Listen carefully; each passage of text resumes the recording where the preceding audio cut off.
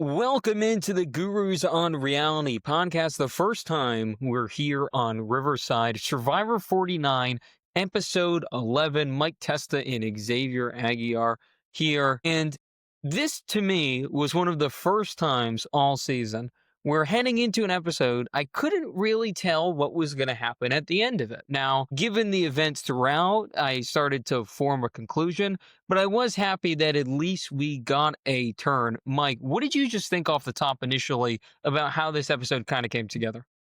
Well, we had previewed last week that it kind of seemed like it was a 4 against a 3. We knew who the bottom 3 were. It was Christina, Steven, and Sage who did not vote Jawan out last week. That's who the bottom 3 were.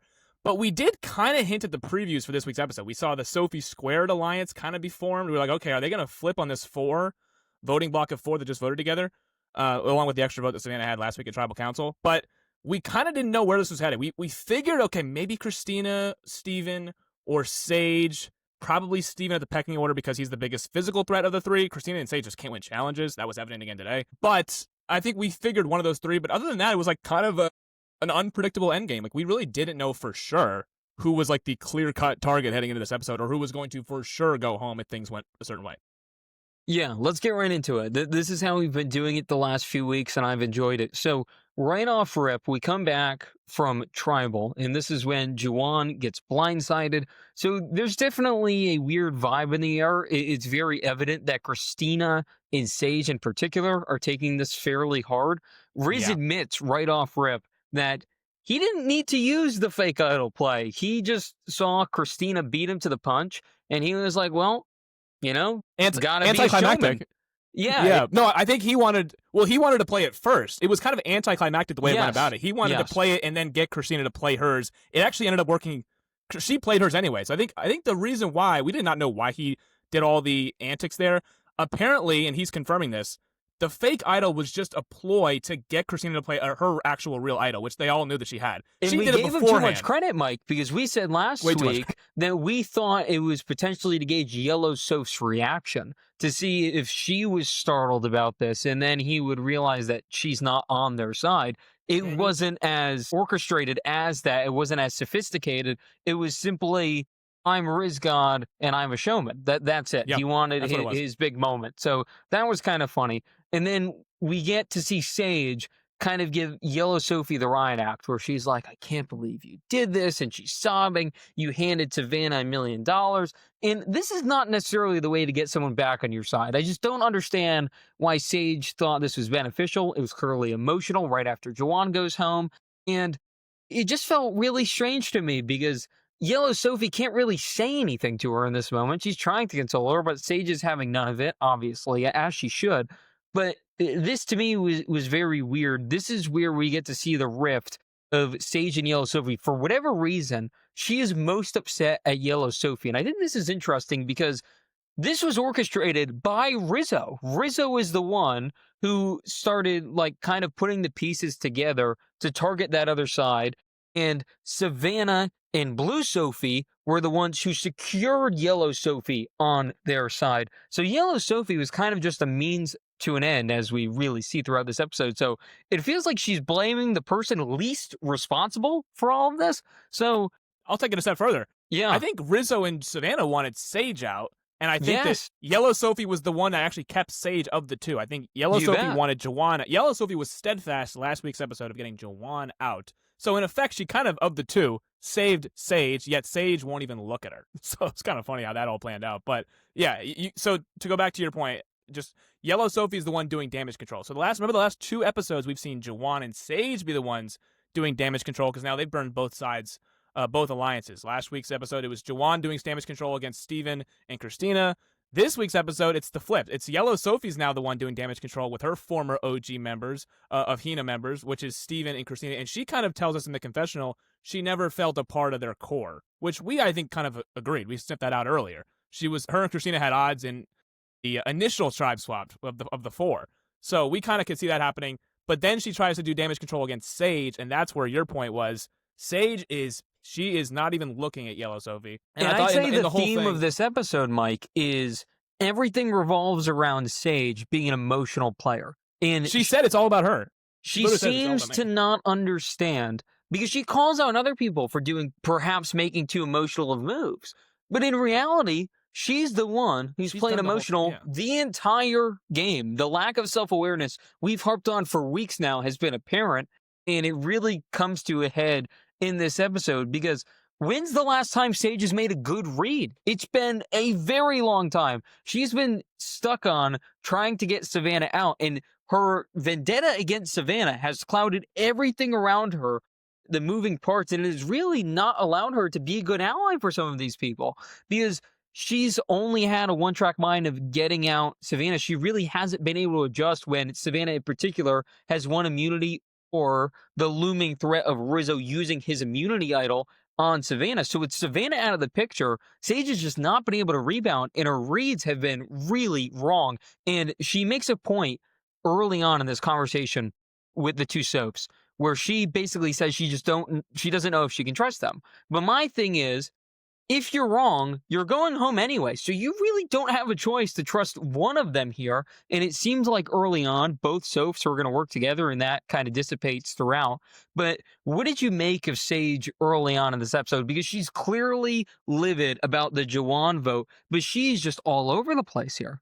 Well, no, but she has no choice but to trust them. So I think she took it the wrong way. That's exactly what I'm saying here. Yeah, she's a lone wolf. Yeah, she's a lone wolf. She's choosing not to trust them in this moment, which of course they just blindsided her. But she has no choice. So if you're a smart player playing from the bottom, you should be like, hey, I'm pissed, but I don't want them to know I'm pissed. I want to still be able to work with them in case they need me for a fourth vote, which I still am a fourth vote for somebody. And we know in this episode that Yellow Sophie is plotting against her the people she just switched to. So she's flipped, but now she's plotting to flip again. And Sage completely burns the bridge, which is really... And she says in the episode, because she was like, why would you do that to me? I'm so hurt by you. And Yellow Sophie tells her, she's like, I could not sit next to Jawan at Final Tribal Council. He scared the living you-know-what out of me. And Sage literally says, it's not about you. It's about me. You just screwed me. You took out my number one. So she's making this all about herself. Even if it is or it isn't, it doesn't really matter. You're at the bottom, so you can't make anything about yourself right now. You need to be, I'm a number. I'm willing to work with you despite that. We can put our differences aside because this is a season, and I'll get to this later. This has been a season of voting blocks. There's people voting with each other that didn't vote with each other the night before in Tribal Council. There's people that are always voting differently. I mean, you're literally seeing, Rizzo got blindsided by Jawan, one tribal. The very next tribal voted with him, and then the tribal after that also voted with him, and then voted him out. Everything's fluid in this game right now. So for Sage to kind of just burn that bridge, be like, nope, but then the following day be like, yeah, let's still vote for Savannah. Let's still vote for Savannah. It didn't come off as... I didn't buy any of it, personally. Like, when Sage is pissed, she's pissed. So I was a little surprised that Yellow Sophie actually thought that she could just mend fences that easily with a person like Sage. When she burns a bridge, it's over. There's no point in even trying to beat on that drum anymore. So I just thought it was a bad move from Sage. I think damage control-wise, I don't think Yellow Sophie handled any of the damage control well in this episode. I think that when she did it with her OG members... Can we touch on that here? Because I don't think she thought the blowback would be on her as much as it actually was. And to an extent, I agree with her. But I think when you're the one flipping, all of a sudden, you're kind of exasperated. You're the person that is the focus. Whereas in reality, the way it actually works is the other three people are more staunchly against you. But when you turn, it's almost as if you're kind of disregarding the people you were just with. You don't really care about them anymore. Whether that's true or not is kind of irrelevant. That's just how it's perceived. No, yeah, in Kagayan, when Cass flipped famously at the merge, no one really cared that the people that she voted with voted against him because they already knew that they would vote against them. They were scorned by her because she was a part of their alliance and flipped. So in this case, Sage, of course, is more pissed at the person who she thought she could trust. She knew she couldn't trust Savannah and Rizzo. Savannah and Rizzo were going to vote their way anyways, at least in her mind. I don't think that she was blindsided necessarily by them. Now, did she think Jawan would go home? Probably not, but I think she's surprised that Yellow Sophie, in her mind, orchestrated it and flipped. And that is a tell of a emotional player, which 100%. Is the funniest part about all of this. 100%, yeah. But again, when you're dealing with an emotional player, Yellow Sophie has to know the blowback will be on her because she's the one who scorned the emotional player. So, of course, if you're dealing with somebody like Sage and you know she's emotional, and if you backstab her like that and don't tell her, because she said, I didn't think you wrote Jawan's name down. She wouldn't have written Jawan's name down. So, of course, that's why she didn't tell her. But then don't try to be also damage control with... I think the damage control was fine when she did with our OG Hina members, even though she also knew that she was not a part of their clique anyways. So I think she went about it the wrong way. So she was doing damage control to people that I don't think she necessarily could have gotten back with her because she did them so dirty at a pivotal final 8 move when she did it. So again, in a normal year maybe, but not with this people that you're playing with. You can't do it. No, of the 3 she flipped on, 2 are emotional players. Christina is 100%. Also fairly emotional. Very so emotional. There was really no getting back there. But I want to get There's no risk, no reward. Yeah. No, to the journey here, the strenuous journey. And that word strenuous did a lot of heavy lifting, no pun intended, because at the final 7, all of these people are concerned about their energy level heading into the immunity challenges. So when they see the word strenuous written on the piece of paper, they're all concerned. But for whatever reason, the 4 that were working together previously, of Savannah, Soph Squared, and Rizo, they are content with Steven going on the journey, despite all of them knowing he could get a reward. Now, before we even get to the journey, I want to say this. A journey at Final 7 is awful. It is terrible. Awful. Terrible. I rolled my eyes as soon as it happened. It is so stupid.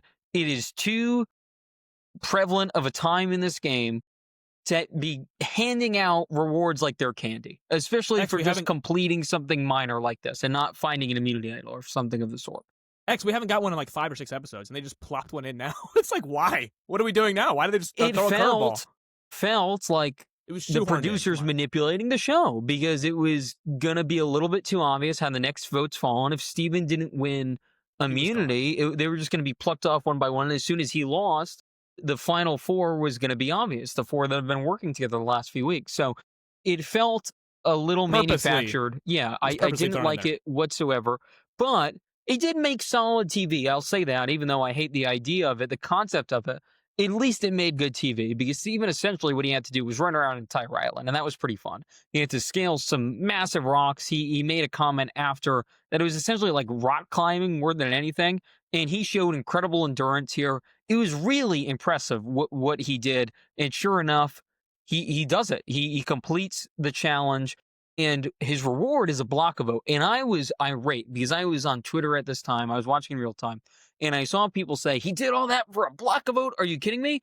Do you not realize how massive a block vote is with 7 people left? Yeah. Especially if you're able to keep it, which we'll get into later. That is monumental, especially when you're in a minority 3. The perception is he's in a minority 3 against 4. You can at least force a tie and make things a little bit uncomfortable. So I thought this was way too much of a reward. Now, we'll get into this part here. When he comes back, Rizo is convinced it's a steal a vote, which would be even more powerful than just the traditional block a vote, because that would give them the majority now with the steal a vote. Yeah, but before we even go that, can I backtrack maybe 10 steps? Yeah. Do you agree with him coming out and telling them, hey, guys, I did win an advantage? Do you agree with him being honest? Well, half honest here in this case. But do you agree with him? We can't judge this move based off of our logic of Survivor, because and I'll throw in Rizo and Savannah, maybe not Rizo because he told everyone about his idol, but at least Savannah we can toss in there. We're on kind of a different wavelength here when it comes to this, because we have that old school mind. Given how this season has gone, and given how these players react, think about it like this. Rizo still has his idol. He's had a public idol this entire game because people are so terrified of an advantage kind of being out in the wild. So, with that in mind, yes, I think it was a great move. Now, traditionally, I would say, what in the world are you doing? This is stupid, because, again, we're kind of used to prior Survivor and prior rules, but given this season, season 49, in this cast, the 7 people left, including Steven, so the 6 others, yes, I think it was a good move because of, especially in hindsight, because of what happened. Rizo immediately freaks out. He's like, "Oh my god, he's a steal a vote. We're screwed. Like, what are we gonna do?" No. Yeah, he thinks it's a steal a vote. In reality, it's a block a vote. So he thinks it's even powerful. He thinks it's even better than what he actually has. So exactly. Steven has a block a vote, and Rizo thinks it's a steal a vote. Yes. But I would say it's interesting because in hindsight, I believe, okay, it worked, but it didn't work. And here's why I think it maybe wouldn't work. Yes, tell me on the other side. Well, because as we know, now we're the audience. So, of course, I'm not looking at it from Steven's perspective. I'm looking at it from our perspective. So, knowing all the information that we have, we know Blue Sophie has a knowledge as power. He doesn't. So, when he says it out loud, he doesn't know this could easily be might have just told everyone that I have an advantage. And all you have to do in this game is know somebody has the advantage and you can take it from them. So, it's like the most obvious thing. You don't tell people you have an advantage, or at least you don't tell the wrong person, because you never know if they're going to work against you. And in this case, Blue Sophie and him are not allies. I mean, they're not. They're No, voting on the opposite no. sides of the spectrum. So you see, right after he says he has a steal or block a vote, or he doesn't actually say anything. He just says he has an advantage. But right after he says he has an advantage, you see the confessional of Blue Sophie saying, "Well, I have knowledge is power, and now I just have information handed right to me by Steven, so I could use this to." Now she hasn't used anything so far, so maybe this is all just nothing. But we keep harping on her not stealing people's idols. Maybe she just doesn't want a public idol. Maybe she wants this advantage, which could be very, like you said, very crucial at Final 6, now Final 7, or at Final 7, now Final 6, because as we know what happens. But I don't know. I think looking at it both ways, it definitely worked because now Rizzo's thinking more things. But it also maybe doesn't work because you have a person out there that he doesn't know. Blue Sophie has something that could possibly take. It's even more overpowered than his advantage right now, which, like you said, is a very good advantage for this time in the game. But she could literally just take it. Like, she literally could just take it right now. And hers is even more powerful because nobody knows about hers. Everyone knows that Steven has an advantage. We don't know what the advantage is, but we don't know that Sophie has an even more impressive advantage, basically. I'm going to cut him a little slack because that's more based off audience perception. So I'm going to cut him a little slack. Again, traditionally, I would never tell anyone I have an advantage of any kind. I just don't think it makes any sense. Given how this season has gone, I think it was a smart move for him. But again, it could come back to backfire because of exactly what you just said. But no one even suspects Soph having an advantage. So in that situation, I kind of lean to, I would probably do something similar to get everyone kind of riled up. And that's exactly what happens because Rizzo all of a sudden is now freaking out. He's like, I don't know what to do. He immediately goes into defensive mode, but he doesn't turn on Blue Sophie or Savannah, which I think is very interesting. Because if you're Steven or Christina, you have to know what he's trying to do here. Because in my opinion, Christina is just an extension of Steven at this point. So anything you tell Steven is going to get back to Christina. So you have to think when you're talking to either of them how the perception is, right? So to me, Rizzo trying to get Yellow Sophie out as soon as he learns about Steven's advantage signals to me that he's panicked.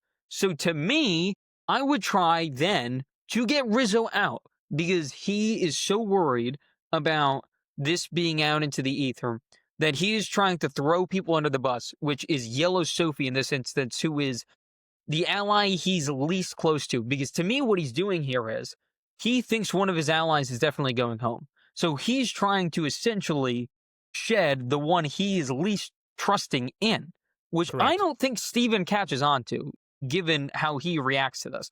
Because Steven is like, yeah, I mean, I understand what you're saying, but I still want to get Savannah out because I've been trying to get Savannah out this entire time. And apparently Christina, everyone has. Yeah, apparently everyone has, even though that does not match their actions. But regardless. No. Apparently, Christina isn't buying what Rizzo is selling either. They both want Savannah out. And I put here, which is funny, it's kind of crazy that everyone wants Savannah out because, hey, you could have gotten Savannah out multiple times. She's only won immunity twice. That means there was 3 other times that you could have gotten her out, and you haven't really tried to do that. Oh, yeah, you had an amazing opportunity to, and you didn't. So that, to me, is kind of the story of this season. Clearly, Savannah's the top dog, and everyone's trying to take her out, but it just doesn't seem that way. What did you make of this interaction between Rizzo, Christina, and Steven?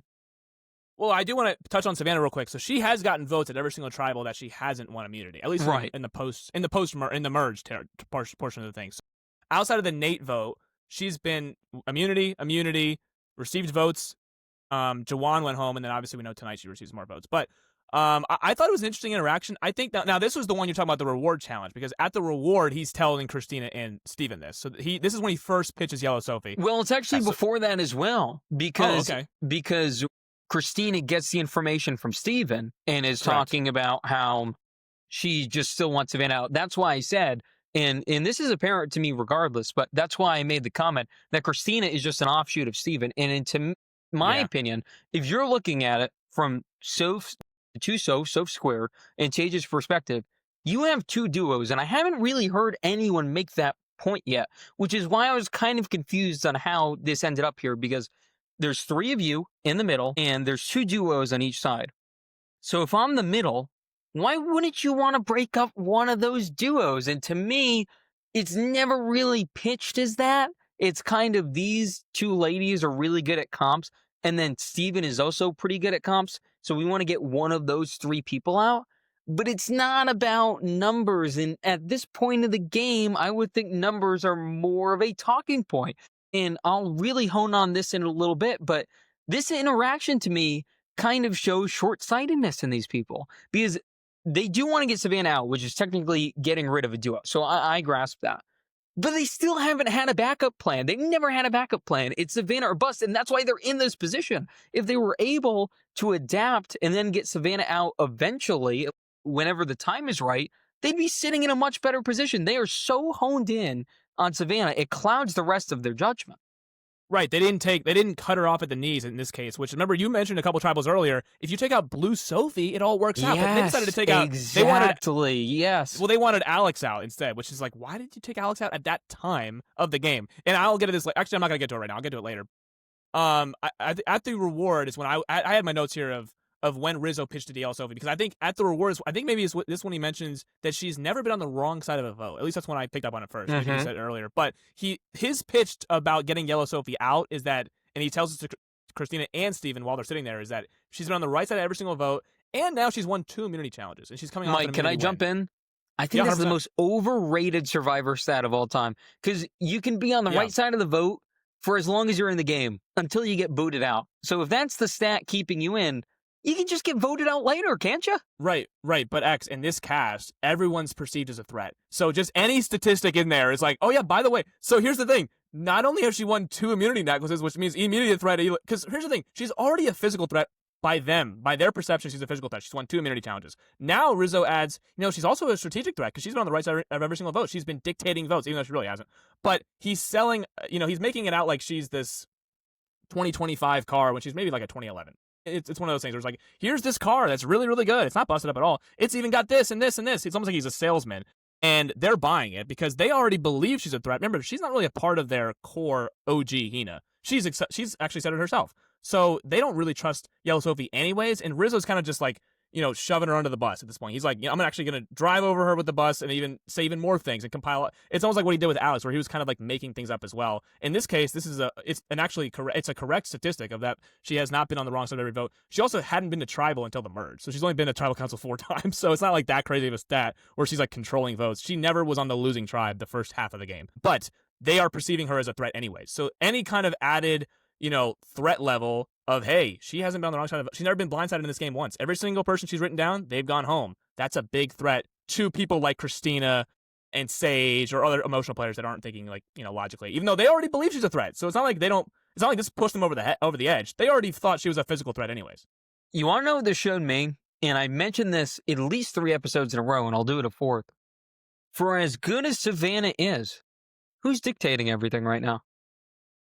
Rizo, obviously. Yeah, by a good amount, and no one seems to notice. They think, for whatever reason, it's Savannah, even though Rizzo's the one talking. I feel like there is this misconception that Rizo is doing Savannah's dirty work. In a way, he is because they're aligned, but Rizzo is the one crafting everything. Savannah doesn't have the pull that Rizo does because they kind of are annoyed by Savannah's existence, really? That's kind of the best way I can put it here. Well, here's the thing. Christina's annoyed by her directness, but yes, I do believe Steven is also. She just can't stand her as a human being. Yeah, she doesn't like her as a person. Yeah, that's like here's the thing. With Sage and Christina, it's personal. It's like they don't like Savannah as a person.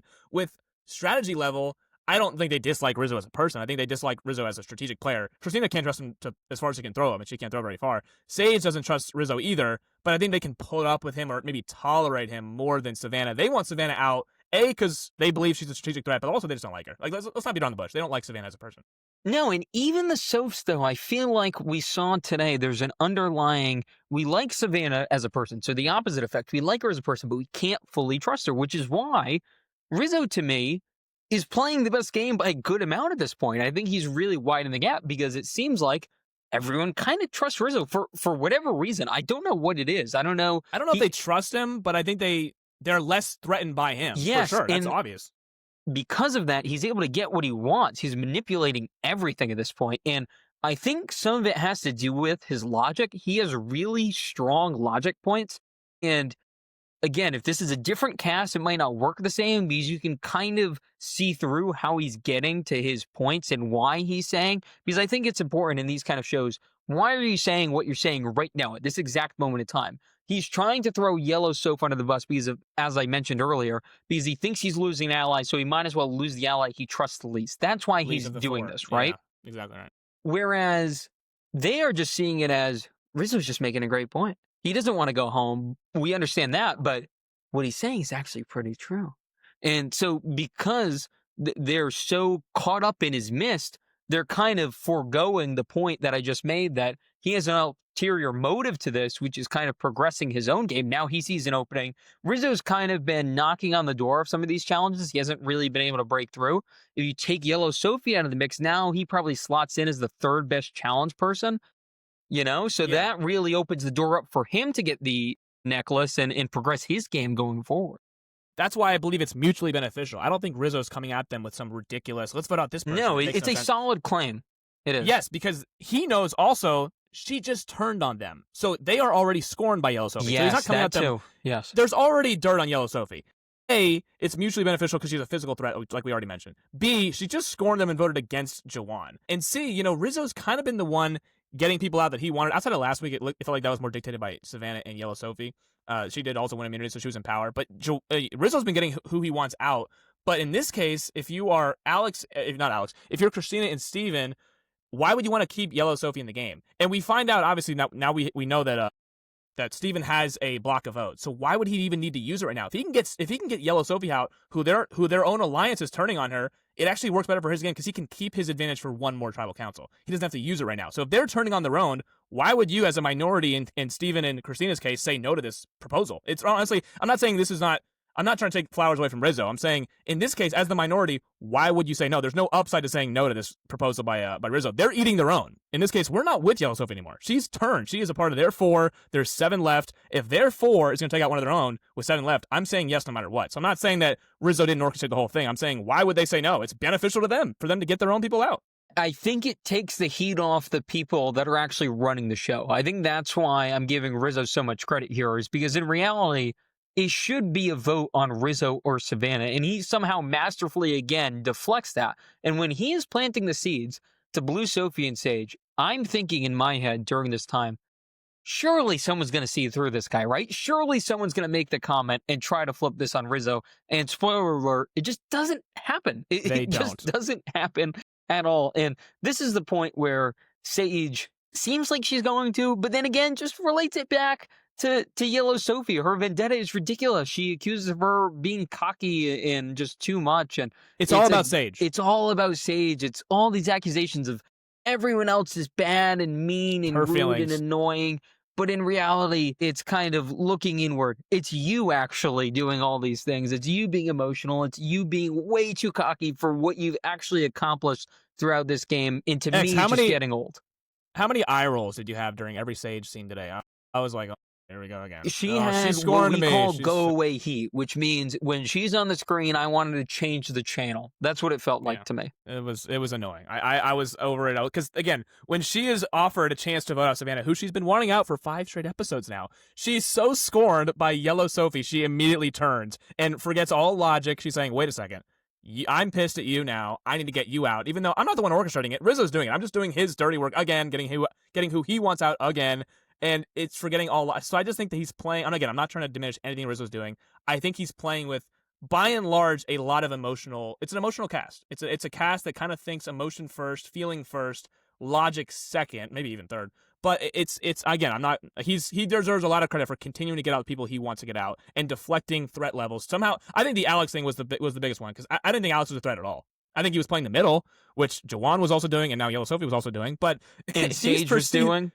Yes, so he's taking out the middlemen. He's like, they're the most dangerous people to me. Agree or not, he's taking them out. He's taking them all out one by one. So all the people who are kind of flipping and flopping, they're out. They are perceived threats because he's like, I'd rather go against somebody I know is against me than people who are, back and forth. And I think it's good strategy. But again, I think the people he's getting the numbers to do it with, like, he needs numbers at the end of the day. And the people voting with him, I don't believe are the smartest people in the history of these Survivor casts. I don't think he's working with the smartest people in the world. No, this is a low-tier cast, which makes the next part here, the challenge, a little interesting for once, because this is the classic challenge where they are tethered to a rotating disc, and they essentially have to stack blocks that spell out the word immunity, and as soon as they're able to get both feet on the platform with the word immunity spelled out on the little platform that is spinning, they win. And It's a staple. Yeah. normally, this is one of the more entertaining challenges. It lasts a while. This year, in my opinion, they dumbed it down way too much. They added the rotating disc element, but what they didn't really account for, which I thought was funny, the disc is flat, so even if it rotates, yeah, it can spin the blocks, but all it's doing is spinning. So if you just stack them up somewhat straight, the spinning Doesn't element affect anything. won't matter that much, It which didn't I affect anything, no. immediately pointed out, and I put in my notes, I wonder if this is wrong. It wasn't wrong. I immediately saw this. So it was definitely an easier version of this classic challenge, at least perceptually, and how fast it was done from us. Maybe the editing was just choppy. I don't know. I think that the only person we saw lose all their blocks was, I believe, Blue Sophie. At the very end, she with one letter left, she lost her block. But she was also behind Steven anyway. So no, it was an easier, at least everyone had an easier time doing it, unless they edited it incorrectly. Yeah, so I'm just going to go with what we showed. It seemed easier than normal. I didn't like it because I think this is usually one of the ones where, for a little while, it seems like anyone can win. And then eventually the cream rises to the top. But it does open the door, especially when your blocks fall. Someone could kind of just sneak their way in by going at a slow pace. We've seen that numerous times. And this is another challenge where I was talking about as it was going on, where it's just the choke job challenge. There's a lot of times where you put on the last block, it falls. You go for the last step on the platform, it falls. So there's a lot of drama involved that we just didn't have at all. But regardless, Steven wins. So this is the Steven episode at this point. A warrior performance. He knew his back was against the wall, and he won twice. He won the journey earlier, and then he won this performance by a decent amount, it seemed like. So shout out to Steven. This was really great. And it just goes to show that word strenuous wasn't that scary, because they alleged that Steven would be out of energy and he just lapped them. Yeah. And he even admitted later in the episode that it did take a lot out of him, but in this challenge, you didn't have to exert that much energy. So I thought they really overthought it, because, Mike, what if this was just a puzzle comp? What if they had to do some sort of puzzle or something like that? There are a lot of comps in Survivor that are more than just exerting a lot of energy. So that word strenuous really turned the tides here. Well, also, why would they do back-to-back strenuous challenges? They would make Steven do a strenuous challenge and then make the immunity challenge also strenuous. Right. I mean, we've seen a lot of balancing, we've seen a lot of puzzles, we've seen a lot of balls. Those are normally how individual challenges work. So I didn't like to go back to the journey. I don't really understand why they were also comfortable with him going. It seemed like more like they didn't want to go themselves. They saw strenuous on the word and they said, I don't want to go through something like that. So they were okay with sending Steven, not because they wanted to get him an advantage. Obviously, they did not want him to get an advantage. He's like the one person no one wanted to get an advantage. But I think they just didn't want to do it because they didn't want to do the hard work. It's like one of those things where it's like, yeah, we have the numbers, but it's like, hopefully it takes a lot out of him. If he gets an advantage, that's really bad for us. But hopefully if he gets an advantage, he doesn't win the challenge. Spoiler alert, he did both. He won the advantage and then won the challenge. So he was the big winner this episode. It was a great episode for your guy. Again, we've kind of seen he's been in the limelight. He's been in the not the spotlight the last few episodes, but this was a big episode for him to A, go on the journey, B, win, because we don't see everyone win on these journeys. Sometimes they don't complete the task. He did both of those things when he needed to. Again, you could argue whether it was shoehorned in there or not. We believe it was at 7 people left. Why is it in there? But he wins it, and then he wins the immunity challenge and saves himself when he absolutely has to. So massive credit to Steven. I think it was kind of a downfall on everyone else by letting him go so easily. No one even put up a fight to go on the journey with him. And then in the challenge, nobody could beat him in this. And by the way, this now makes him a 2-time winner immunity challenge. I know he won the other one where it was like both genders will win the immunity, but to keep count now.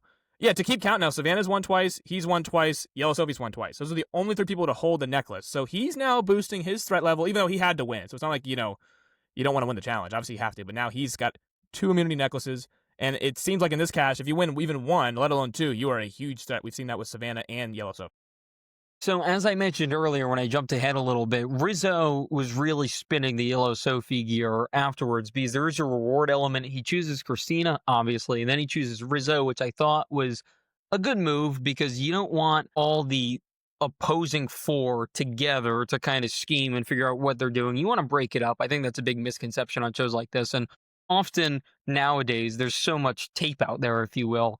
People are smart enough to at least take one of those people, presumably someone they can maybe flip, which is why I was a little surprised he didn't take Blue Sophie particularly. Rizo, regardless, good choice, because Rizo just spews some more. We got to get Yellow Sophie out, all that. And that's when I mentioned that Christina just wasn't buying it again. She's just like, Sav. We have to get Savannah out. And it seemed like for a second that Soph Squared was also honing in on Savannah with Sage. So that is Savannah against the world all of a sudden. Before we get to Blue Sophie, then kind of turning on Yellow Sophie. She sees the opening here and realizes that Yellow Sophie is not great for her game. She trusts Savannah a little bit more. This alliance with Yellow Sophie was kind of birthed out of necessity more so than anything. And she clearly likes Yellow Sophie, but she's intimidated by her. So now the wheels are turning to flip the vote back on Yellow Sophie. So right now, as we see it, it's basically we have this clan going against Savannah and this clan going against Yellow Sophie. If you were on the island, let's say you were a swing vote like a Blue Sophie here, which way are you leaning? I would vote Savannah out. I'm very surprised that she. By the way, I thought what is your pie chart? Let's do a 100. What percentage is Savannah? At least 60% of it. I mean, she's over. I was going to say sure. 90. Oh, okay. I don't even think this is a discussion. To me, Savannah is more relentless. She's more likely to turn her back on anyone because it's Savannah and she's a little more aggressive than Yellow Sophie is. I think if you look at the challenges, in my opinion, they've both been close in everything. I think Savannah, on any kind of surface, if you will, any type of challenge, favors more so than Yellow Sophie. That's just my opinion, and I think that's been the case throughout the entire season. We've had plenty of evidence to suggest why that is the case. Savannah has manipulated more people. She has played more of a front game. She's been kind of in attack mode. She has made the moves, whereas Yellow Sophie's kind of taken a step back, if you will, been in the shadows, but it's kind of let other people do her bidding and then kind of jumped in and picked her spots. So to me, Savannah has by far the most win equity. I know they tried to spin that Yellow Sophie is. That to me is ridiculous. Savannah, as everyone's mentioned throughout this episode, which made me laugh, it's contradictory. We've been trying to get her out. So if that's the case, if she's still standing, wouldn't she win the game? So why would you let her stay when she is most vulnerable? And she admits she is vulnerable. This was most mind-boggling to me from Blue Sophie and Sage's perspective. So I'm not gonna stop harping on Sage. I still think Sage is. I don't know what she's doing. So at the post challenge, at this point they're on the reward. Yellow Sophie, Savannah, Blue Sophie, and Sage are not at the reward. They're the 4 people that are not at the reward. Yellow Sophie is trying to rally Sage, who she just scorned last night, and Blue Sophie, who she apparently has an alliance with, to flip and vote out Savannah. In this case, it wouldn't be Sage flipping. It would just be them, the Sophie squared flipping, and they need Sage as the 4th vote to get Savannah out. So they're trying to rally the troops and get Savannah out. So Yellow Sophie comes to her with this information. I figured Blue Sophie would maybe be on board because they're working together. So Sage now, she's been wanting, apparently, again, air quotes, because they really haven't, she's been wanting Savannah out for, 5 episodes now? In her own words, she said, I wanted her out since day 1, which is maybe true. Now, all of a sudden, she has another vendetta. She is locked in on Yellow Sophie. It's like her new Shannon. It's like her new Savannah in this case. She's so locked in on her to the point where she goes to Blue Sophie and says, and she goes to Savannah as well. She's like, yeah, we need to get Yellow Sophie out. She literally goes right. So the 4 people who are not the reward, the 3 ladies are trying to go against Savannah. Immediately after that conversation is over, the edit pans to Sage and Blue Sophie going right up to Savannah and saying, yeah, we need to get Yellow Sophie out. She wanted to get you out. We got to get her out. It's unbelievable. So Savannah just blew her entire opportunity to get Savannah out right then and there because she literally, again, makes an illogical, in my opinion, emotional decision, I believe, because she's still scorned by last night. She's like, I can't get this thought of Jawan going home on your watch. So she takes Blue Sophie and she's like, hey, will you flip on Yellow Sophie? Hey, Savannah, I know you have a rivalry with her. You want to get her out right now? And I think that's a bit of a rational. I think it's a bit of a hasty move on her part. If she really wanted Savannah out, she would be like, "Yes, use me for this one vote. I still don't like you, Yellow Sophie. I still don't trust you, Blue Sophie. But if you guys are willing to turn on Savannah, I'll do it for this vote. If you need my 4th vote, I will do it. I'm getting a person out that I wanted out. You guys can have the credit. I don't even care. But I'm getting Savannah out." She decided to go in a totally different direction and get Yellow Sophie out. But to go back to Blue Sophie, I think it was a bad move on her part as well, because I think that her and the Sophie squared could have been a legit thing. And especially if you perceive Rizo and Savannah as a duo, which I thought Blue Sophie was smart enough to diagnose that's a duo. I maybe can have my own duo. If I vote out my other half, my other Sophie, I'm playing right into Rizo and Savannah's hands. They already wanted Yellow Sophie out. So why am I once again doing what they want to do? Is because I was with them longer? I don't get the rationale there. But once again, I'm dumping on Sage even more because she was the one who actually wanted Savannah out. I don't think Blue Sophie actually wanted Savannah out at any point. She trusts her wholeheartedly, it seems. Sage never once has trusted Savannah, has an opportunity to get her out right now, and passes up for no reason. And heading into the next phase of this game, which will be a 3-on-3, essentially, it's going to be harder and harder to get Savannah and Rizo out as long as Rizo has that idol. Because now, if Savannah or Rizo wins the necklace, you have this fear that Rizo has a 50-50 shot of playing his idol on the right person, and then all of a sudden now it's 3 against 2, and you can't get him out unless someone flips. Screwed. And you're just kind of dead anyway. You needed Yellow Sophie. No, yeah, you needed Yellow Sophie for this number. It's 7 people left. She's willing to turn right after flipping, so you have a perfect golden opportunity. Yellow Sophie Mike, if it's 3-on-3, and they're able to, again, make it a 3-on-2 eventually, with the 3 minority all of a sudden becoming this major majority that they have been and being there at the final 5, if Blue Sophie flips, then Blue Sophie has the resume move. And if the one of Savannah or Rizo that sneaks through to that final 4 scenario is there, then they have a winning resume because they were able to survive all of this. So now, if you're Steven or Christina, or even Sage, if you want to toss her in here, what moves have you made? You haven't done anything. Where is your win equity? Don't you think about that at some point? Because clearly none of these people are. They're just doing the majority's bidding, which is Blue Sophie, Savannah, and Rizo. They are the ones dictating everything. And as I mentioned, it's a lot of Rizo, but still. X, do you think that Sage at any point knew that, hey, I may not be able to ever get Savannah out after tonight. I can get Yellow Sophie out probably tomorrow because she'd still be here. There'd be 6 people left. She would be a huge threat still in the game. And Steven and Christina don't trust her because she already betrayed her once. Rizzo still wants Yellow Sophie out. He was pitching out already. And you could maybe then turn Blue Sophie. But right now to get Yellow Sophie out, it makes no sense. You have a chance to get Savannah out. Do you know why she did it? She's an emotional player. No. Even simpler than that. She wanted Juwan to smile. She wanted to tell Juwan, we got her. We did it. Look, Juwan, we got her out. A week too late. It doesn't matter. We got her out. The funniest thing about this episode is when Sage made a comment that said, they don't respect my game, to my audible response being, what game? You have no game. There is no game that you are playing. You are a backseat character that has been trying to make these offensive moves. You failed at every point because you have not had any logical reads, at any point. And it is embarrassing, and it is annoying, and I am so sick of it. It was bad. Again, that's even worse than I had thought. She wanted Juwan to smile at Tribal Council. That's an even worse reason than I gave her credit for. So, again, this has been a bad Sage episode. It's been a really rough few episodes for Sage. Maybe a whole season of Sage bad. But Sage again, had I think a glimmering moment at the merge when right at the merge, yes. She, again, as I've mentioned multiple times, I think she's gotten way too much credit for this. She was at the bottom. It was the only time she had both sides' information, which you think is kind of a good thing, but at the same time, you got to play it right. But yes, it is just there. You're not doing anything to be there. You don't want to be on the bottom. So she was on the bottom at the merge. She flipped and she made a move, a bad move, knowing all the information. That is inexcusable. When you have all the information, it is almost impossible to not do what you want to accomplish. And what she wanted to accomplish then was to get Savannah out, and she couldn't do it. Yeah. She failed miserably. And then immediately after that, she got punked by Rizo multiple times over. And she honestly kind of got punked by him again, even though no matter what Rizo said was kind of irrelevant because she was so steadfast at getting Yellow Sophie out. And I am so sick of talking about Sage. Let's transition to Tribal here, which was kind of interesting because we immediately get off the bat that Yellow Sophie is hearing all this about Sage talking at Tribal, like, oh, it was personal to me, and obviously it reminded me of things back home, like, save it. Yellow Sophie says, well, I hope everyone here is kind of wise enough to not take anything personally, which to me was like the voice of the heavens, because there's been 4 people on the show that I've really enjoyed, which is the So Squared, Rizo, and Savannah. So I was so happy that Yellow Sophie said this because she's really shot up my rankings the last few weeks. She's been great. She's been awesome. And that made me smile. And then, by the way, great television that they hid for us for the first 9 episodes. They just hid that great television for us. Yeah, which is a freaking ridiculous that happened.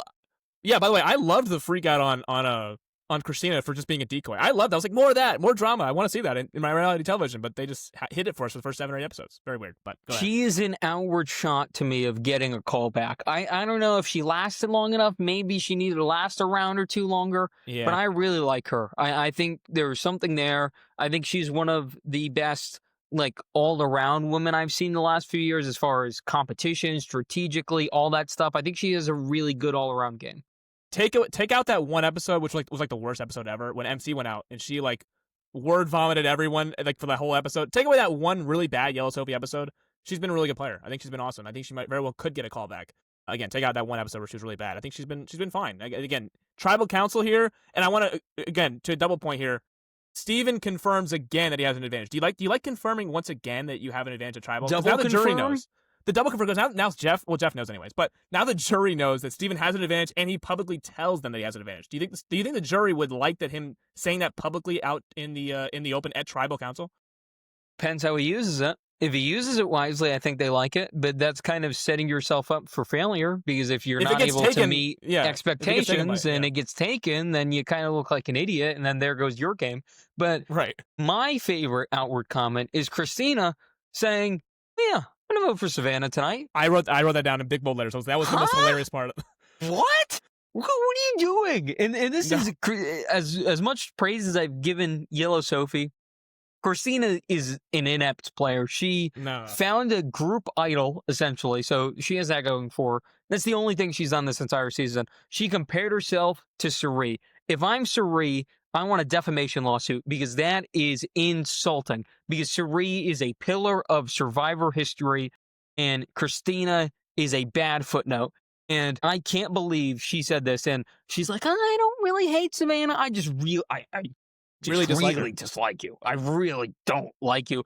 What does this gain? Because again, this makes Savannah, in my opinion, look good. Because if you're Savannah, this person is over here so upset with you that they are outwardly admitting that they are voting for you and can't stand you, and you are sitting right there on the side of them, and you are surviving and surviving and surviving. The fact that you can draw that much disdain, by the way, oftentimes in the history of the show, people draw that level of disdain for, being asses, for lack of a better term. They're just kind of bad people, or they do some scummy things.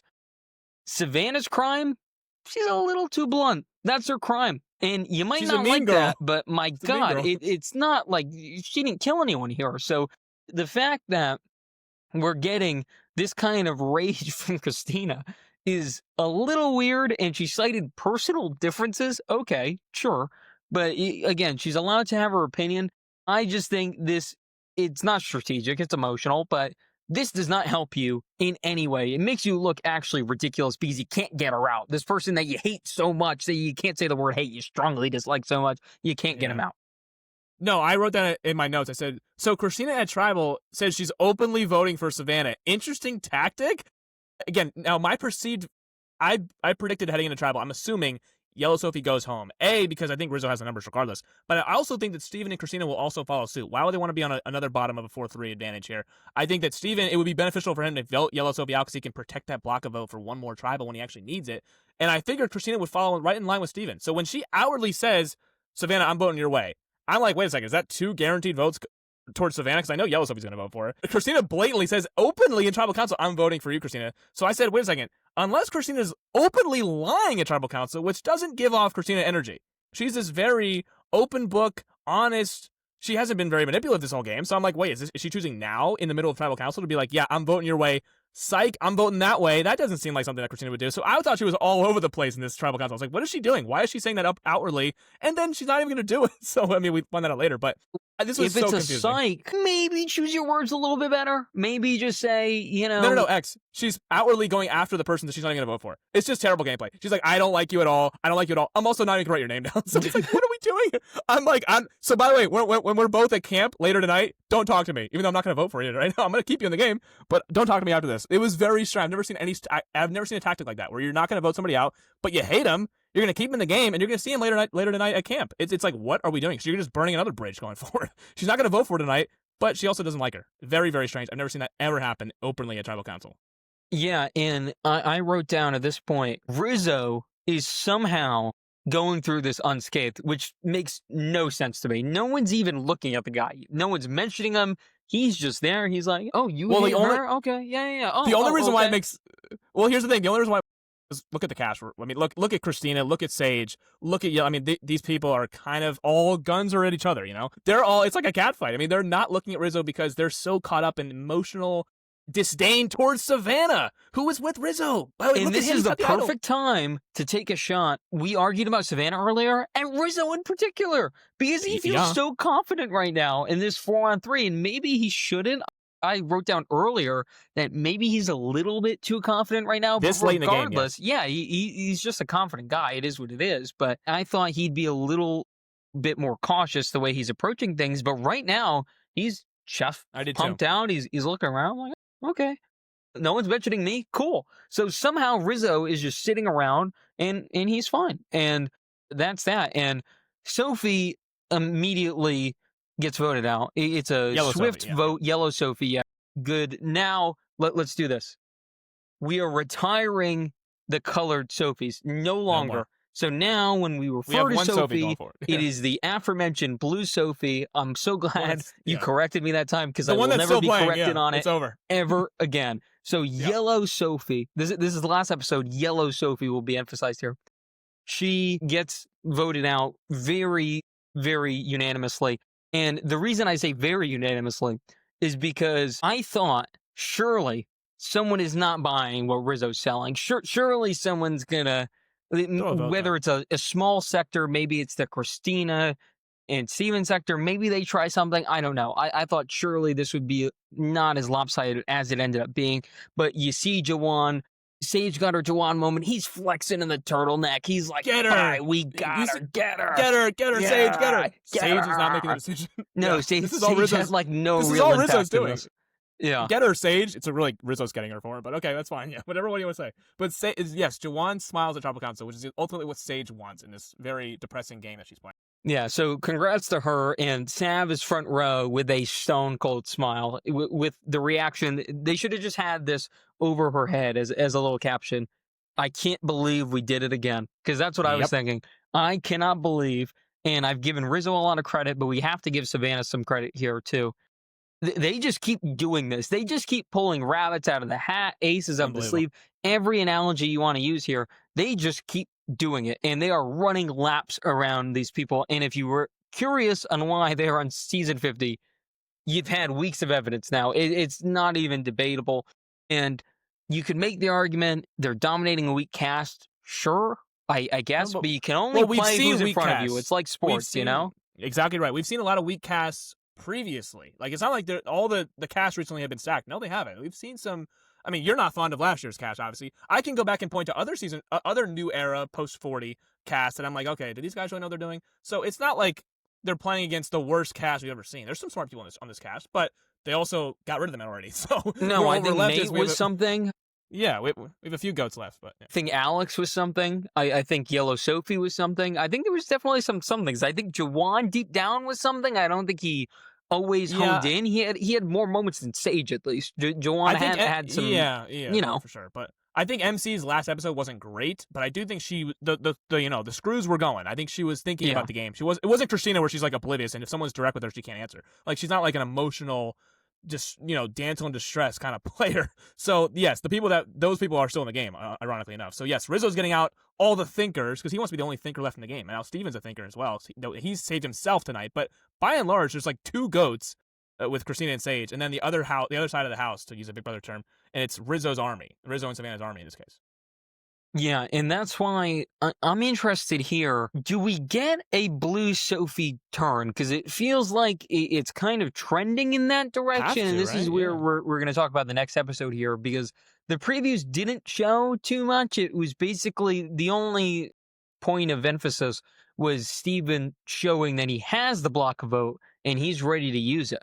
But that's where blue Sophie comes in, and that's when she could use her knowledge as power and essentially get Steven out if he isn't able to retain his immunity necklace. And that would be a massive move. You have a guy who just is coming off immunity. He just won a journey. He has this block vote. You can turn the tide of the game, and then you snatch it right from him, and you use it against him. That is a resume move. I think that could be massive. But Blue Sophie's arc is getting kind of weird because this is where I want to go.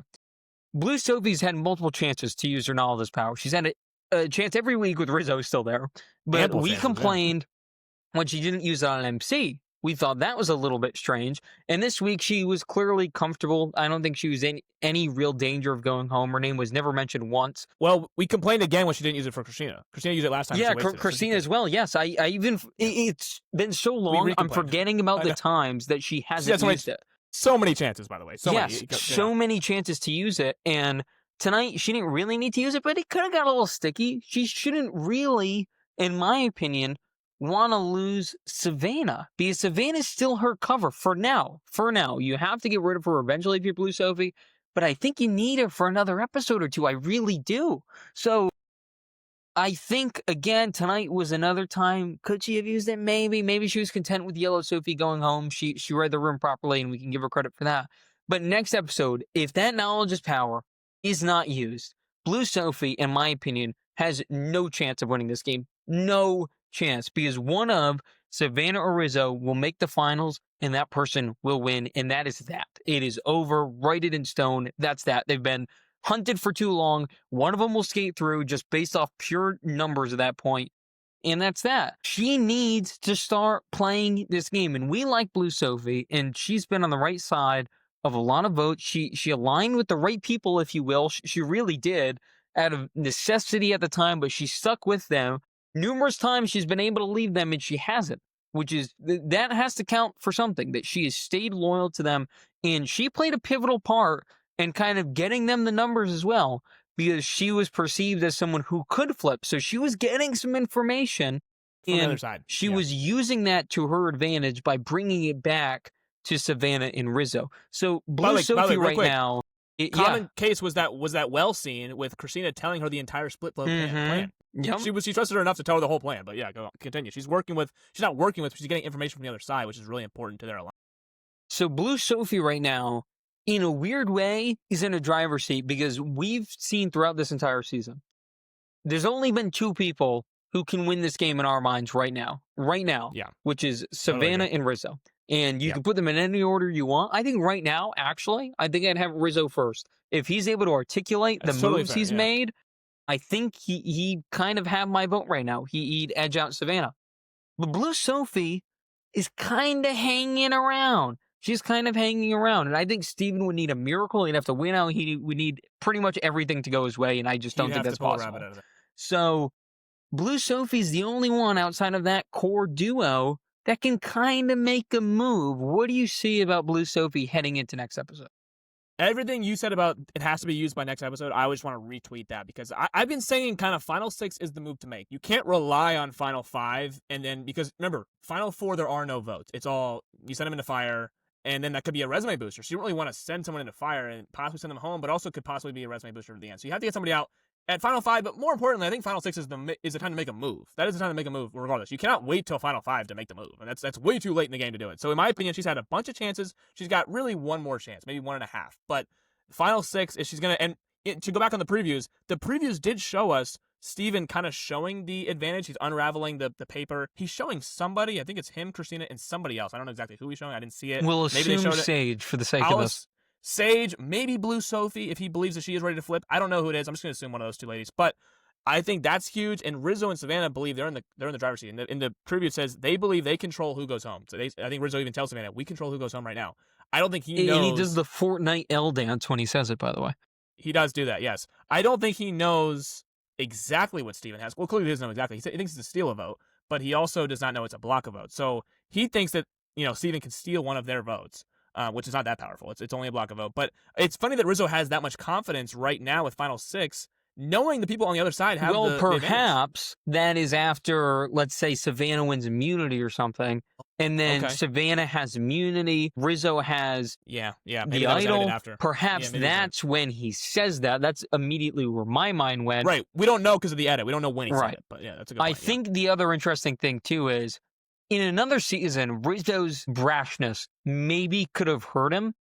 It's just who he is. I don't think he's playing it up for sure, but it is who he is at the end of the day.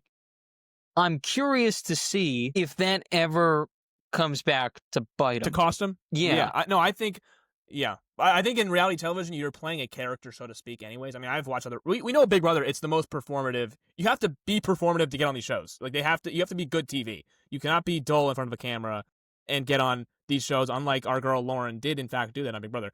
But you more or less have to have some kind of big personality, or at least be able to, be some kind of character that people can relate to, the audience, that is, on camera. And Rizzo, of course, he's playing it up a little bit. I do think on a previous season, not to name specific seasons, but I do think that his brashness and his overconfidence with an idol in his pocket would have got him voted out by now. I think it was 40, it was not 46, it was one before that, it was 45, with the one with D won. It was the season that D won, everyone was there, Julie, Emily, all these people. That was the season where I believe everyone got voted out with an idol in their pocket. It was one of those seasons where if you had an idol in your pocket and anyone knew about it, you were going to get voted out.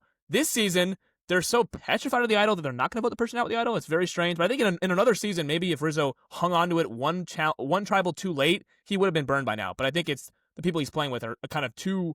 If he was on season 45, where every single person that the second they realized they had an idol, they were voted out, he would be a little bit too overconfident and maybe overstep his hand. Well, here's the thing, though. We're also complaining about how everyone else is around him. He could also be playing down to his competition. Because for sure. It's also kind of furthered him in the game that he still has his idol and he hasn't been reactionary. Because think about it like this. If he played his idol, let's say 2 or 3 episodes ago, right? There would have been plenty of people that said he played at the right time, he made the right move, right? That's what would have happened. They would have said he was fearful, it was wise of him to be safe rather than sorry and play it right now. Well, in reality, he's been fine the entire time. He's been good. He's been skating free. So I think partly it's a little bit reckless, but at the same time, it could be more calculated than we're giving it credit for. And Rizzo has been fairly calculated this entire time. Every move he's made has been for an exact reason. He has a sole reason. Alex was playing the middle. That scared him too much. Today, it was Yellow Sophie. She was, again, kind of expendable in his eyes, and he thought he was going to lose a number. He thought that steal vote was going to come into play. So it might as well be Yellow Sophie than Blue Sophie or Savannah. Or himself. But it's also beneficial that, like, he can kind of play this way, a little reckless, because he has a Savannah by his side. I think if he was playing lone wolf style, they would be like, okay, we got to get him out. Because he's with another perceived big threat, which, again, at this point, Savannah is, quote-unquote, a big perceived threat. They keep saying they want to get her out every week, even though they're not doing it. But she is a huge target in their mind. So because she's a huge target, she's almost acted as, not a shield to Rizzo, but they're in locksteps, and he's not working as his own. He's not a lone wolf, which is even more terrifying. He's working with somebody who they also believe they need to get out immediately. So I think he's been able to play a little bit recklessly, survive a little bit longer than maybe he would have, because he's also got another big threat. It's 2 big threats. It's not like Russell Hantz, where he was a big threat working with these, relatively, non-physical, non-thinkers, talking about in season 19, but it's 2 big threats that they both want to get out of the game, and they almost can't take their eyes off of one of them at the same time. So if it was Rizzo and like a Christina, it just wouldn't work. The pairing wouldn't work. He would be the one they're going after first, instead of, we got to get Savannah out. Yeah, Rizzo has an idol, but we got to get Savannah out. It would be, had he been working with someone like Christina from the very beginning, say they were on the same tribe, it would be Rizzo's the big threat, Christina is a goat, we can pull her in as a number. It would not be, Savannah's not the kind of person. You can't pull her in as a number. You got to take her out first, and then Rizzo next, I think is what they're thinking.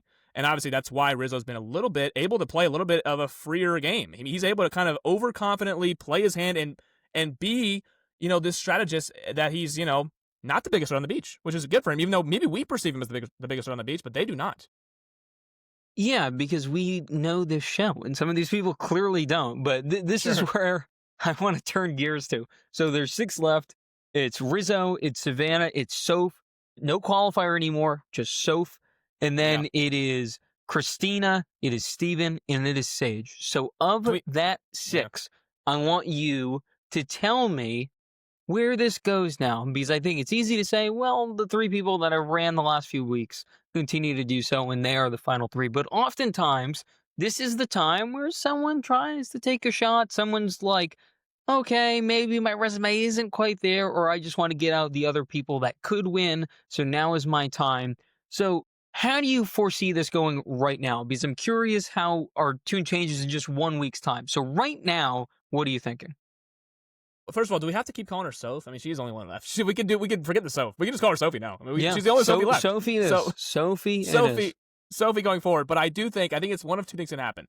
Either Steven's block of vote gets taken from him by Sophie, I don't have to say Blue Sophie, by Sophie, and he's the one who gets voted out. He either doesn't win immunity challenge, and then the block of vote gets taken from him, and I believe in that case, Steven's obviously voted out. You're not going to keep him in the game and then take his advantage. That would be a little bit reckless. And you're not going to vote out Christina instead of him. That would be actually doubly reckless to keep Steven in the game and vote out Christina. So I think Steven, if it's on the other side, Steven will be the one that gets voted out.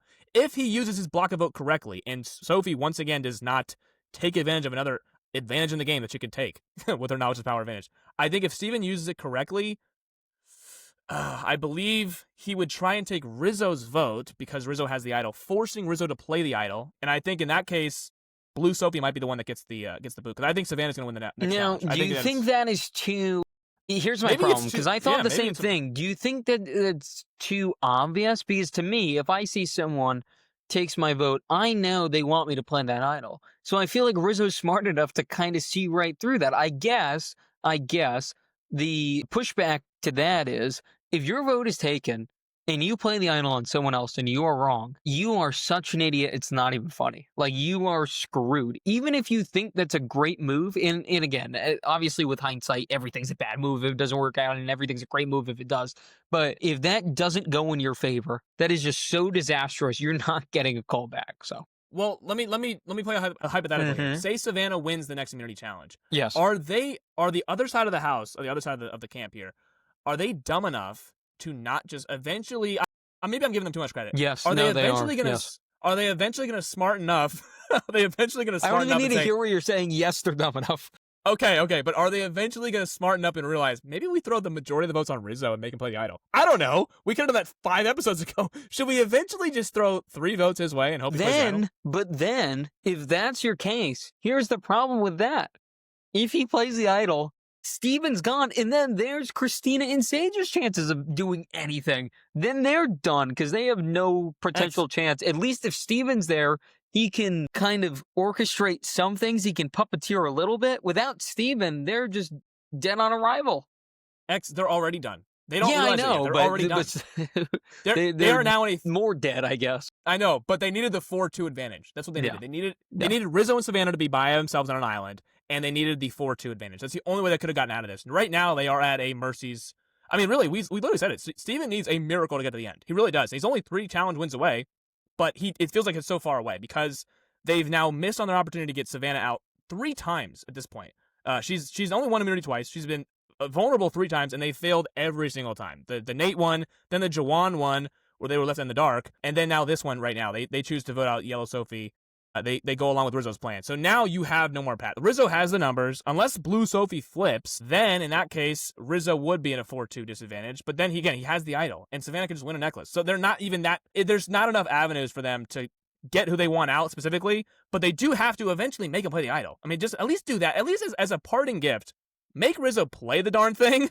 So at least, again, eventually just throw 3 votes on him. If he keeps being overconfident and wants to play at final 5 just to be very safe, you have to eventually throw at least 2 or 3 votes on him. I mean, that would be the dumbest thing in the world. And again, they've proven time and time again that they're very afraid of Savannah. But if Savannah eventually wins the necklace again, and you have a chance to at least throw votes on Rizzo, you got to do it. And again, he would be dumb to not play it at that point. If Savannah wins the necklace and he's a sitting duck, he would have to play his idol, I would think. But he's not done it before. I mean, Savannah won the necklace at the Tribe of 5, and he didn't play his idol. He got MC out. So he's done it before. But eventually, 6 people left. You got nowhere else to point. You got to get Rizzo or Savannah out eventually. So if they're smart enough, I think eventually they'll throw 3 votes on Rizzo's way. And whether it works or not, I don't know. But that's their only ploy. They can't at this point. If they get Blue Sophie out, who cares? You're still in the same situation. Now you're up 3-2, but that would be my guess. If Blue Sophie tries to turn and she gets caught as the middleman, we've seen 3 episodes in a row now. The middleman has gone out. Alex has gone out, playing the middle. Jawan has gone out, flipping and flopping. And now Yellow Sophie, who flipped on her old Dina tribe and also flipped on Sage, she got the boot because they're scorned. Everyone's island is like a scorned woman. By the way, the people that could flip, that only benefits Steven, really. So would they acknowledge that only benefits Steven? Their only path is to get rid of those 3 anyway. You have to somehow get rid of Rizzo, Savannah, and Steven. And that feels like just a bridge too far, because helping out Steven to get out Savannah, all you're doing now is creating 2 resumes, one in Rizzo, one in Steven. You're just bumping up Steven to that Savannah level, and then you're kind of where you just were. So it seems like right now, if you're Blue Sophie, you're the only one that can do anything. And by getting Steven out, at least that raises your tide just a little bit. And then maybe you can work on getting a Savannah out and then tossing Rizzo into a fire situation. And then you're at the end and you're the only attractive name there with Sage and Christina. And I don't know if you remember this. So we did a Survivor draft, our first ever podcast about Survivor. We did a draft. It was post first episode of this season. We just wanted some context on who these people were. And I drafted Steven fairly late. And I said, I think Looks like a good pick. Steven has a good head on his shoulders. Obviously, he's a rocket scientist, right? And he's pretty athletic. I saw that immediately. But my concern with him, as was why he fell so late in the draft, was I just don't know if he has the social awareness. And throughout this season, that's been lacking for him. And that's why he hasn't really been able to rise to the occasion, even though he has some comp prowess and he is a really nice guy and he is a smart guy. Yeah. His social awareness, particularly with Rizzo and then being too trusting in Jawan and Sage, that has really hurt him, right? That bottoms up alliance that did not really propel him the way he thought it would. So right now, Steven has a chance, finally, to kind of climb into that third spot. And that third spot's up for grabs. And that can quickly be the second spot, right? If Savannah or Rizzo goes home, all of a sudden you're in that pole position. You're there. You're right there. You have a great chance. For me right now, Steven has something going. What do you think about that?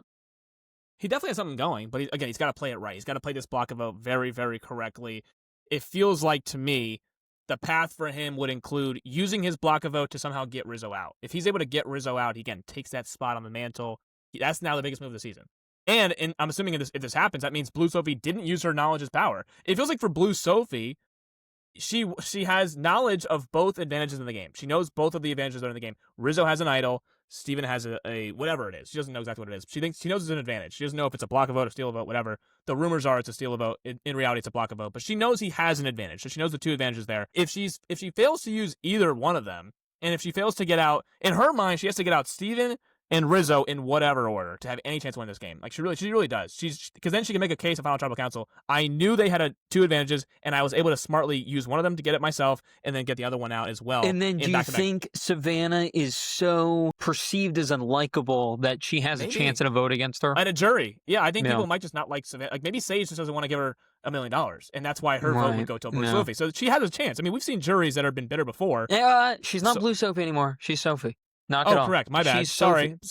Yeah, can I address the other one as jury Sophie? Because the other Sophie's there you go. You could do Sophie and jury Sophie. Jury Sophie. So she's been kicked out at this point. But yes, she might just want to hand actual Sophie $1 million rather than Savannah. I mean, again, if Savannah's just a mean girl, actual Sophie. Again, not to disrespect any Sophie here, but that's Sophie's path to the end. I think Steven's path to the end is literally he has to either win a challenge, which he's capable. He's won twice now. He has to win a challenge either at Final 5 or Final 6. And either at Final 5, Final 6, also use the block of vote. So I don't know which tribal it's going to be. I don't know if he's going to win immunity at Final 5, use the block of vote at Final 6, or if he's going to win immunity at Final 6 and then save it for Final 5. But one of those two tribal councils, he has to, A, win a challenge to get there. Obviously, they're not going to let him skate by at Final 5 and Final 6. He can't lose both immunity challenges in the next two episodes and get to Final 4. There's no chance. Even if the women all hate each other, they're not going to let him just skate to Final 4. And Sage doesn't have the numbers anyways. But I would think his path is winning a challenge, using that block of vote correctly, and not going home despite the block of vote being used. Like, if he blocks somebody's vote, it's 3-2 now. Because I believe that's how it would work. There's 6 votes.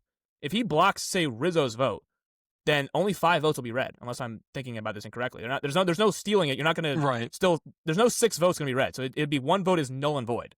So you would essentially be losing your vote. It's not an extra vote. So it wouldn't be 7 votes red instead of 6. So it's only going to be 5 votes red in the assumption that he uses it in this very next episode. So if he uses it correctly and they win a 3-2, numbers advantage there, then yeah, he has a shot, of course. But it would take a lot of things going his way, for sure. So real quick, on the flip side, Christina, Sage, do either of those players... No, I'm not doing path. I'm going the complete opposite direction here, because they have no path.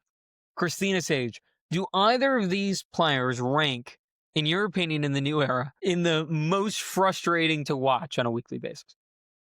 Up there with the Mitches of the world, and you can throw in any other person you want.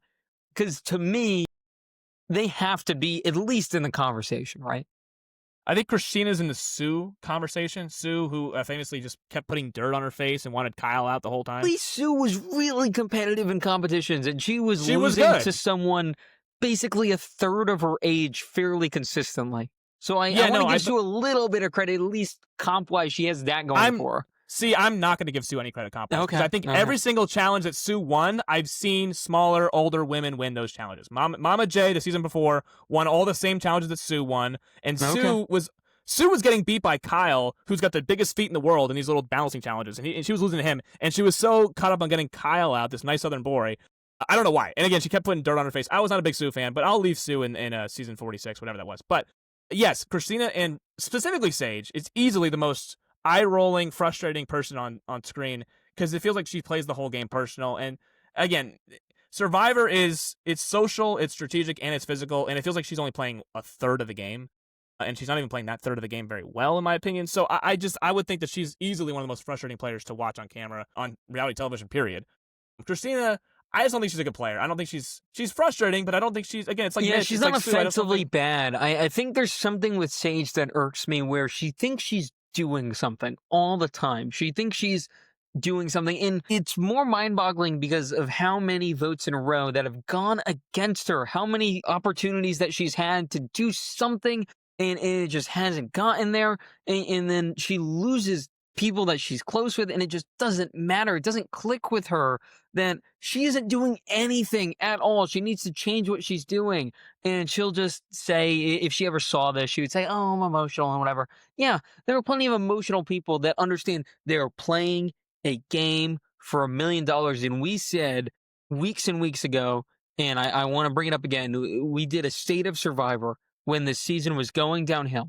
And we said, what is wrong? And one of the things I brought up that you harped on the same as me, and it sounds stupid when you say it out loud, but I promise you, older players have said the same thing. For whatever reason, it does not click with these people that they are playing a game for $1 million. They don't understand it. There's not this dire need to win the game that is There's $1 gone million out the on the line. window. It feels like they understand they're in a competition, yes, but they're almost complacent with the result at some point. That they're not doing everything in their power to change their position. And that's why throughout my notes today, and I said it multiple times, I don't know what you're doing. That's a little note I made under multiple Sage comments today. I don't know what you're doing. I don't understand how you're seeing it this way. So here's what I would say. To get back to Christina, I don't think Survivor is her game. I don't think Christina's. No. I don't think she's built for this game. I think checkers is her game. Yeah. No Yes, hurt feelings in checkers. Yeah. She's just not a great player. I don't think she's built for reality television in general. Forget Survivor. I don't think she's built for reality television. I think Sage, we talked about this. We talked about this with Big Brother. How it's not about winning the $1 million. It's about being an influencer. It's about being liked by America. Sage's performances with the facial expressions every episode, it feels like she's not actually playing the game. She wants to be this character, which is fine. You can be a character. I mean, Rizzo's a character. You can be a character on a season. Steven's a character. That's fine. But it feels like she is more Big Brother. It's like I am. She might make it on another reality show because she is drama. She is personal beef, which is what a lot of these shows sometimes are, even though they are other elements to these reality She'd be games. the worst traitor of all time, but I think she can actually do fairly well at Big Brother. I was just gonna say traitors as well. I was gonna say if they put her on traitors, she would be like one of the worst players there easily. Imagine her at a round table. No, it wouldn't be good, but it would be fun television. So maybe that's. People say this, that she's fun television, and there's been moments where she's been fun. But to me, as someone who really enjoys the show, who is now becoming a historian of the show, going back and watching the old seasons, it's not great television to me because you need the foils, you need the heels, you need the people to root against, you need the people that are playing above their britches, if you will. You need that. You can't have everyone be great, and I do grasp that. But Sage's insistence that she is a great player and that she is manipulating people and that the fact she just isn't does drive me nuts. And I think it's great TV for modern Survivor right now. If you plop Sage, I don't even know, even just 6 years ago, 7 years ago, I think there'd be a different tune. I think our standards have dropped because of the quality of play in front of us. And that if you're going to be bad, you might as well be bad by kind of being a little egotistical and kind of calling out everyone else instead of kind of realizing that, oh, I'm what I'm accusing everyone else of being. So that's kind of my issue with 49 right now, where it's just a lot of accusations of people being rude and annoying and mean, playing too hard. In reality, it's a steamroll of This is two one and of a half people. Rizzo and Savannah are in the big truck steamrolling everyone, and Blue Sophie's kind of hanging off to the side. Like she's on the truck, she's on it, just waving to everyone else. X. Would you agree that this is actually one of the nicer seasons in recent memory? I mean, it's not as nice as last season, but it's not a mean season. There is no mean energy on the season. It's people that are. Yeah, I'd agree. I mean, Yeah. I'm not saying that people are likable. I'm saying that Sage's claim that there's so much negative energy in the world, and there's in this season specifically, it's like, oh, she killed the chicken. How dare she do that? She named the chicken. Some of the stuff that's supposed to be like bad in this season at least. I'm like, guys, if you watched the season just 10 years ago, it's like this is like nothing. I mean, this is like one of the nicer seasons. If you just talk about Survivor and not even modern Survivor, just Survivor in general, even the new era seasons, like some of it's been a little bit lovey dovey. It's been a little bit kumbaya. This one is for all intents and purposes kind of nice. There's not been that much real. I mean, there's been beef, but it's been more Sage beef with it's more internal beef maybe, but it's not like hatred toward. It's not vitriol. I mean, so it's Jawan just No. got blindsided. Jawan got blindsided last episode, and it's like I think him and Rizzo are like totally cool. Like they're not. It's one of those things where it's like it's not like nobody has been vehemently walking out of this thing. We've seen Survivor where you stomp out of tribal council because you're so pissed and you're so blindsided and you're a bitter juror.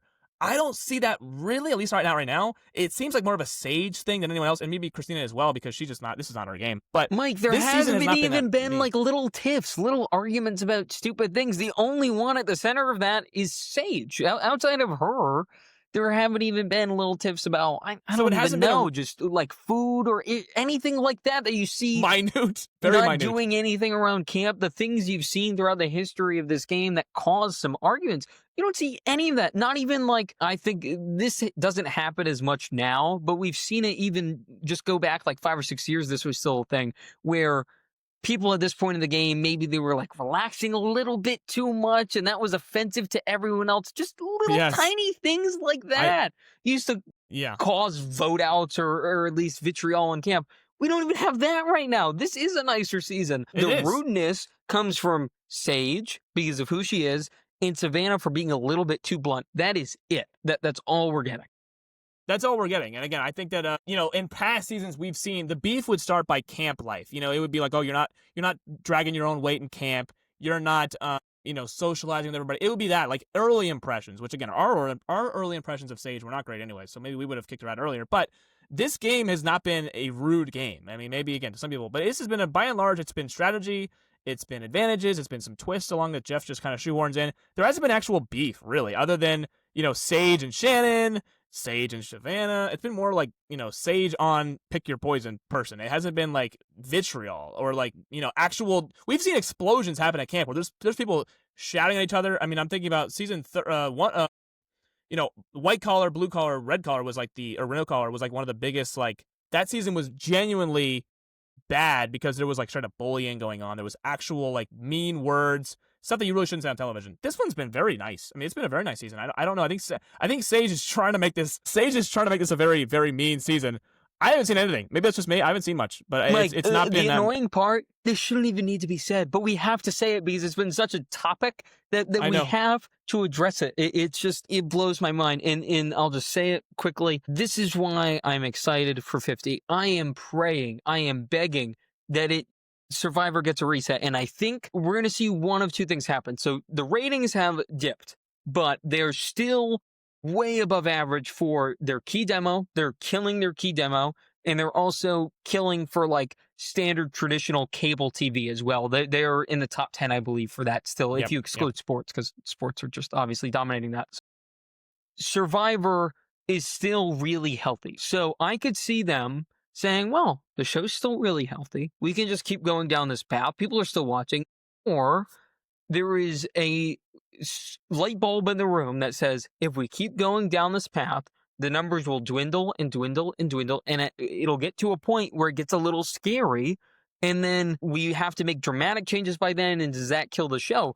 You have to be proactive here. You have to be proactive. If you're Jeff Probst, if you're the producers, whoever you are in the brain trust of Survivor, you have to be proactive. 50 with all these people, and some of them are very nice, as you mentioned, and I'm sure there's going to be a lot of kumbaya on 50 because, oh my God, we're here on Joe. season 50. It's going to be from Jeff, trickle down to Joe in particular, and then we'll see it with other people too, I'm sure. Yeah. It'll be, guys, we're here. This is the celebration, like all this stuff. But there are still plenty of gamers on that cast, and I guarantee you that it'll And be a old schoolers, little yeah. bit more hot with tempers and with gameplay than what we're seeing right now with 49. So hopefully that reawakens something in this franchise. We can see 49 as kind of a closed chapter of what we perceive as the new era, the quote-unquote softer era of the show, this era that has lost a lot of diehard fans because of the shortening of the season, which doesn't really bother me at all, but this bothers me, just the inability to understand that you're playing a show for $1 million. Can we close that chapter, have 50 as this celebration, but also kind of get some of the roots back to the old school, which is like literally like 5 years ago. It's not even old, like at all. Can we get back to that? And then 51 is the start of something new. I want 49, these next few weeks, to be the end of this. I am done with this. That's why I think 51 is so important. I think 51 is the start of the next thing. 50 is like a celebration. 51 is the start of, but like, Mike, if you're going to get this end thing... of 49 right now, this is also important. This could be the start of something. If we can get a good end game here with people that can deliver it, Oaf, Savannah, and Rizo. Sophie, yeah. Those three, Sophie, whatever you want to call her, whatever name she is, she's great. Those three can deliver an intense and exciting ending, and Steven, I think, is a good complementary character that can help into that as well. So those four, really, they can deliver something that kind of reignites the flame, if you will. Yeah, I think I think season 50, also another thing that you didn't mention, there's different personalities in season 50. We've harped on the cast of Big Brother and Survivor of, like, there's too many people that are the exact same way of thinking. There's too many lawyers. There's too many people that are this, they're that. There's so many people who are just there's actually, a matter of fact, and we talked about this in episode 1, there's too many people that are so worried about their job occupation. That never used to be a thing in Survivor. I mean, bits and Mike, pieces we make here and fun there. of it, but we saw this season people overanalyze job occupation, so maybe we can't make fun of it anymore. Maybe we can't, because clearly that sways some people. It was Matt who worked in finance, remember? They're like, that is ruthless. I can't. And it's Matt who's like this hippie guy who's just kind of chilling. He's like, wait, you're scared of me? That's not really my game, but okay. 50 will give us more back to, I mean, there's 12 old school people, there's 12 new school people. I say old school, I'm saying pre-new era. So we have someone from season 2, which is Colby Donaldson. We have someone from season 1, which is Jenna. So we have, like, actual people who have played this thing when the inception of the game. Yeah, the infancy of the show. Yeah, the infancy of the show. Like, this is what the show was born on. Like, these people here. So we have that element too, plus some people in, like, the post 20s and the 30s, and then we also have 12 new era people as well. So we're gonna get gameplay and social standing from all different walks of life and different generations too. So that should make for a very entertaining season nonetheless. Like, again, we have Suri on the season, so every season Suri's on is fantastic. So I have high hopes for 50, and I should. I mean, there's different I mean, Coach is back, for crying out loud. Coach is back on the show. So there's different personalities, which we've been lacking recently. That I like. I think 51 is a big one. We have, since 41 and past, we have gone away from the themed seasons, and there's numbers now. So I don't know what 51 will be in store for, but I hope it's not more of the same of 41 through 49. I love a theme. I think it'd be fun, and I think they started running out of them, a better representation of what people are actually like. Right now, I think they're pooling too many people. Again, I'll say one more time. They're visually diverse. Their ideas are not diverse. And I think that is a problem. We need true diversity. And that usually breeds drama. That's just how it is, right? Yes, so, exactly right. Yeah. Anyway, any final thoughts on tonight's episode going forward, whatever it may be? Tonight's episode was fine. I'm interested to see next week and really the next 3 weeks, because I believe we have Final 6, Final 5, and then usually the Final 4 they do is the finale. So I think Final 4 is the final episode. So I'm interested to see how this endgame looks. I want to see, and you said there's no chance of it happening. I want to see if there's even a possibility of a Rizo Savannah at the last second, I'm going to cut you before you cut me. At Final 4, it's like, hey, I'm going to make you make fire. I'm not going to bring you with me. I want to see if that's possible. But that's, again, a little bit down the line.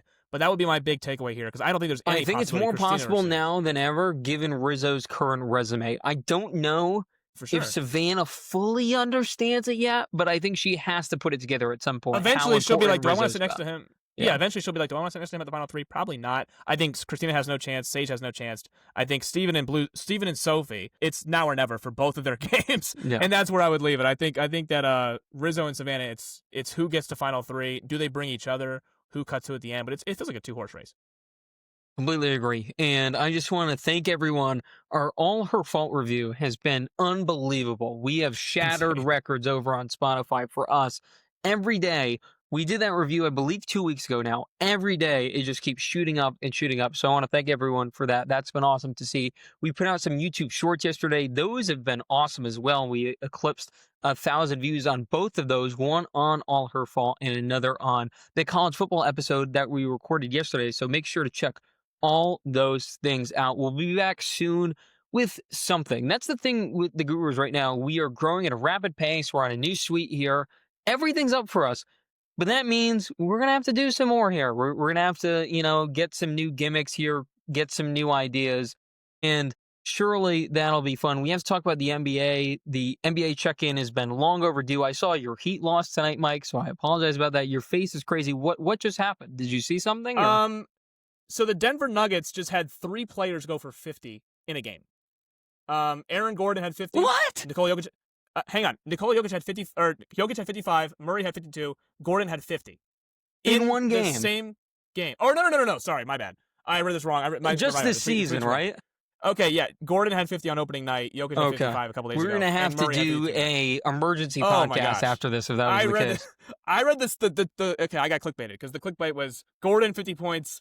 Jokic 55 points, Murray 52 points. That was all 3 separate occasions. But yes, it's only been a month. Kids, that is why you read things, and that is why you then listen to things like the Gurus podcast as well. So, long story short, we'll be back with plenty of content. We're doing 2 a week. We might up it to 3 a week. We'll see how it goes. The demand is clearly there. We're going to get another show review in within the next few weeks as well. I mentioned we might do some movies. I'm almost done with the YouTube video, like my first standalone YouTube video, so that'll be fun. So, again, make sure to check out all of that. Like, comment, subscribe over on Spotify and here on YouTube as well. For Mike Testa, I am Xavier Aguiar, and we will see you guys next time.